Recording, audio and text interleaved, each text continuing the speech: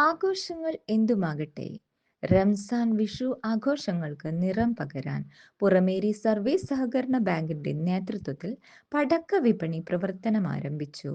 Bank president T Anilkumar ഉദ്ഘാടനം ചെയ്തു. വ്യാപാരി പ്രമുഖൻ ടി കെ അസീസ് പടക്ക കിറ്റ് ഏറ്റുവാങ്ങി.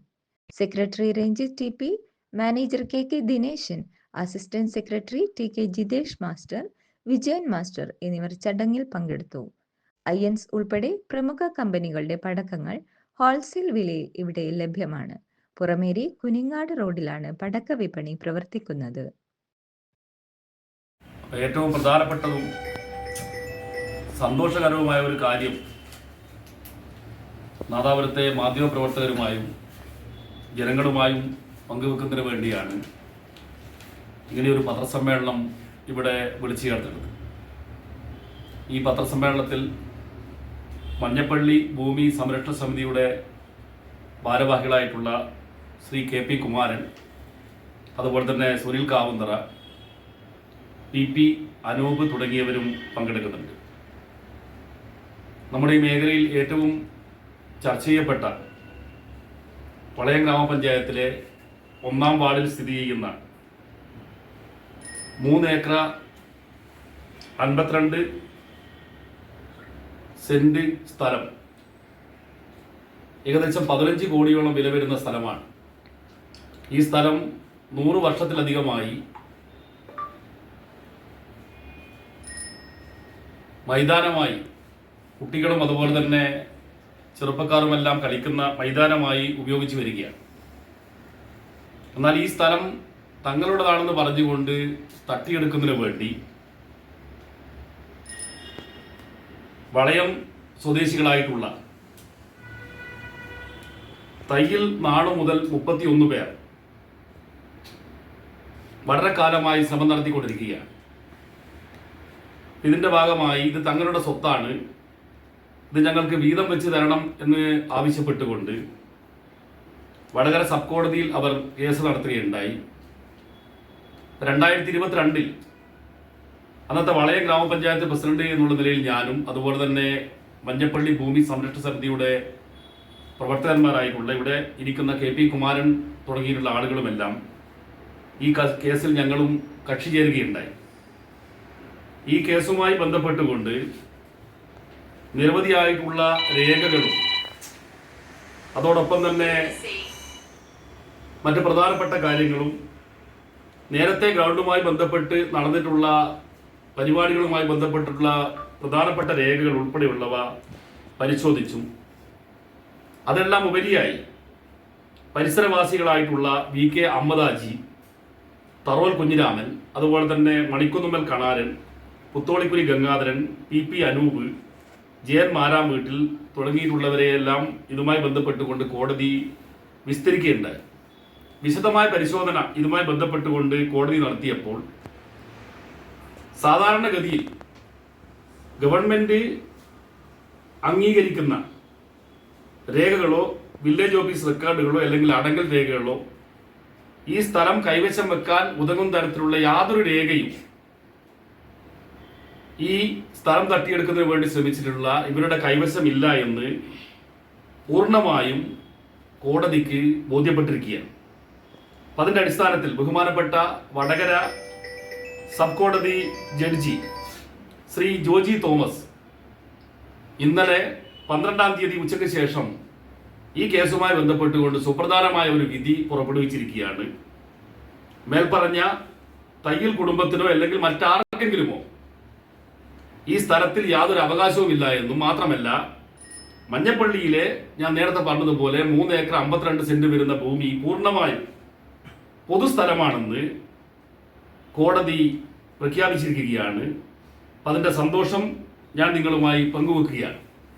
ഏറ്റവും നന്നായി ഈ കേസ് കൈകാര്യം ചെയ്തിട്ടുള്ളത് ഹൈക്കോടതി അഭിഭാഷകനായിട്ടുള്ള വടകരയിലെ അഡ്വക്കേറ്റ് കെ കെ അനിൽരാജാണ്. അതുപോലെ തന്നെ അഡ്വക്കേറ്റ് ഹെൻലി തുടങ്ങിയിട്ടുള്ള പ്രധാനപ്പെട്ട അഭിഭാഷകന്മാരെല്ലാം ഞങ്ങൾക്ക് വേണ്ടി, ഈ നാടിന് വേണ്ടി, ഈ ഭൂമി സംരക്ഷിക്കുന്നതിന് വേണ്ടി ഈ കേസിന് ഹാജരായിട്ടുണ്ട്. ഈ പൊതുസ്ഥലം സംരക്ഷിക്കാൻ വേണ്ടി സാധിച്ചിരിക്കുന്നു എന്നുള്ളത് ഏറ്റവും അഭിമാനകരമായിട്ടുള്ള ഒരു നേട്ടമാണ്.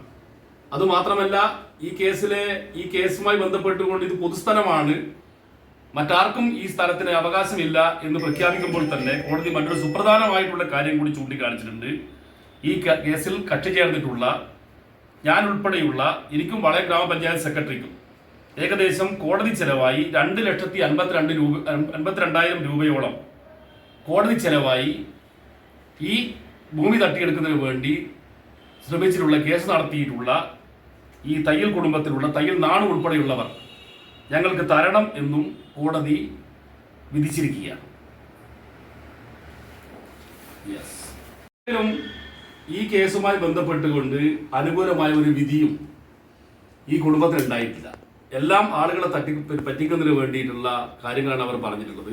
രേഖാമൂലമായിട്ടുള്ള സാധാരണഗതിയിൽ ഒരു കോടതിയുടെ വിധി ഉണ്ടായാൽ അതിന്റെ വിധിപ്പകർപ്പ് വേണം, അല്ലെങ്കിൽ കോടതി അതുമായി ബന്ധപ്പെട്ടുകൊണ്ടുള്ള എന്തെങ്കിലും രേഖകൾ കൊണ്ടുവരണ്ടേ. അങ്ങനെയൊന്നും കൊണ്ടുവരാതെ ഇപ്പോഴും അവർ പറയുന്നത് ഈ സ്ഥലമായി ബന്ധപ്പെട്ടുകൊണ്ട് കഴിഞ്ഞ ദിവസം അവർ പറഞ്ഞ് പിന്നെ അവർക്ക് ഈ സ്ഥലം കിട്ടിക്കഴിഞ്ഞിരിക്കുന്നുള്ള പ്രചരണമാണ് നടത്തിയിട്ടുള്ളത്.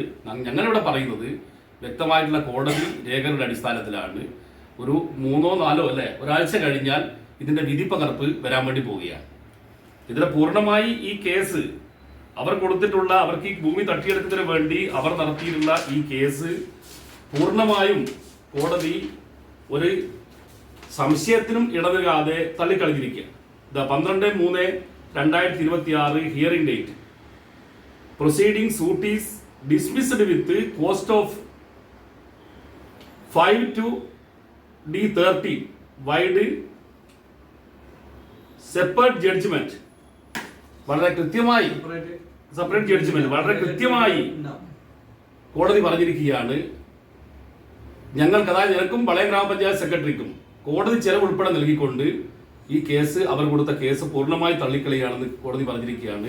അതോടുകൂടി മഞ്ഞപ്പള്ളിയിലെ ഒന്നും വിലമതിക്കുന്ന നാട്ടുകാരുടെ സ്വത്ത് നമ്മുടെ നാടിന്റെ സ്വത്തായി മാറുകയാണ്. വളയം ഗ്രാമപഞ്ചായത്താണ് ഉള്ളത്. വളയം ഗ്രാമപഞ്ചായത്തും പിന്നെ ഇവരുൾപ്പെടെയുള്ള മഞ്ഞപ്പള്ളി ഭൂമി സംരക്ഷണ സമിതി. അപ്പൊ നിങ്ങൾ ഈ കോടതിക്ക് സ്ഥലം കെട്ടിയിട്ടാണോ ഈ കേസ് വാദിച്ചത്? അതുകൊണ്ടാണോ നഷ്ടപരിഹാരത്തിൽ? അല്ല, അത് പിന്നെ നമുക്ക് കേസുമായി ബന്ധപ്പെട്ടുകൊണ്ട് ഒന്ന് കോടതി കണ്ടത് പഞ്ചായത്ത് പ്രസിഡന്റിനെ പോലെയുള്ള ഒരാള് പിന്നെ ഈ പിന്നെ അവരെനക്കെതിരായിട്ട് ഇതുമായി ബന്ധപ്പെട്ടുകൊണ്ട് നേരത്തെ ഭൂമിയിൽ അവർക്ക് പ്രവേശിക്കുന്ന ഞാൻ തടയുന്നെല്ലാം പറഞ്ഞ് കുറെ കേസ് എനക്കെതിരായിട്ട് കൊടുത്തിട്ടുണ്ട്. അപ്പൊ അതുൾപ്പെടെയുള്ള പിന്നെ അതുപോലെ തന്നെ ഇതിന്റെ രേഖകൾ ഹാജരാക്കുന്നതിന് വേണ്ടി വലിയ തരത്തിലുള്ള ചെലവ് വന്നിട്ടുണ്ട്. കാരണം പിന്നെ വിവിധ സർക്കാർ ഏജൻസികളിൽ വെച്ച് പിന്നെ ഓഫീസുകളിൽ നിന്ന് അതുപോലെ തന്നെ നേരത്തെയുള്ള കോടതികളിൽ നിന്നെല്ലാം വിവിധ തരത്തിലുള്ള രേഖകൾ ഇതുമായി ബന്ധപ്പെട്ടുണ്ട്. അതായത് വക്കീലിന്റെ സിറ്റിംഗ് ഫീസ് ഉൾപ്പെടെയുള്ള ഒരു ഭീമമായ തുകയാണ് ഇതുമായി ബന്ധപ്പെട്ടുകൊണ്ട് ഇപ്പോൾ പിന്നെ കോടതി ചെലവ് എന്നുള്ള നിലക്ക് കോടതി കണ്ടെത്തിയിരിക്കുന്നു. ഈ മഞ്ഞപ്പള്ളി ഭൂസംരക്ഷണ സമിതിയുടെ താല്പര്യം മഞ്ഞപ്പള്ളി ഭൂസംരക്ഷണ സമിതിയുടെ താല്പര്യം എന്ന് പറഞ്ഞാല് ഇപ്പൊ കോടതിയെ വിധിച്ചിട്ടില്ല. അത് തന്നെയാണ് ഭൂസംരക്ഷണ സമിതി പറഞ്ഞത്. ഇത് കാലാകാലമായിട്ട് ആരും കൈവശം വെച്ച് വരുന്ന സ്ഥലമല്ല. എന്ന് പറഞ്ഞാൽ നമ്മളെ ഒരു 2 തലമുറക്കപ്പുറമുള്ള ആളുകൾ വരെ അവിടെ കളിച്ച് വളർന്നൊരു സ്ഥലമാണ്. ഇതുവരെ ഒരാളും അറിവിൽ അവിടെ ആ സ്ഥലം ഇതുവരെ ആരും കൈവശം വെച്ച് വന്നിട്ടില്ല. അപ്പോൾ ഇതൊരു പൊതുസ്ഥലമാണ് എന്നാണ് സംരക്ഷണ സമിതി പറഞ്ഞിട്ടുള്ളത്. സംരക്ഷണ സമിതിക്ക് ഈ ഭൂമി ഇപ്പൊ കിട്ടുകയാണല്ലോ, ഇപ്പൊ കൈവശം കോടതി പറഞ്ഞല്ലോ ഇവരെടുത്തുള്ളത്. അവരെന്താ ചെയ്യാന്ന് ഞാൻ ചോദിച്ചു. ഈ സംരക്ഷണ സമിതി പറഞ്ഞ പൊതുസ്ഥലമായിട്ട് പ്രഖ്യാപിക്കും. അതാണ് സംരക്ഷണ സമിതിക്ക് വേണ്ടിയിട്ട് വേറെ തന്നെ വക്കീലുണ്ട്, വക്കീൽ ഹാജരായിട്ടുണ്ട്. അതിന്റെ കേസ് വേറെ തന്നെയാണ്. ഇപ്പൊ എല്ലാ ആളുകളെയും കക്ഷി ചേർത്തുകൊണ്ടാണ് ഈ കേസ് നടന്നിട്ടുള്ളത്.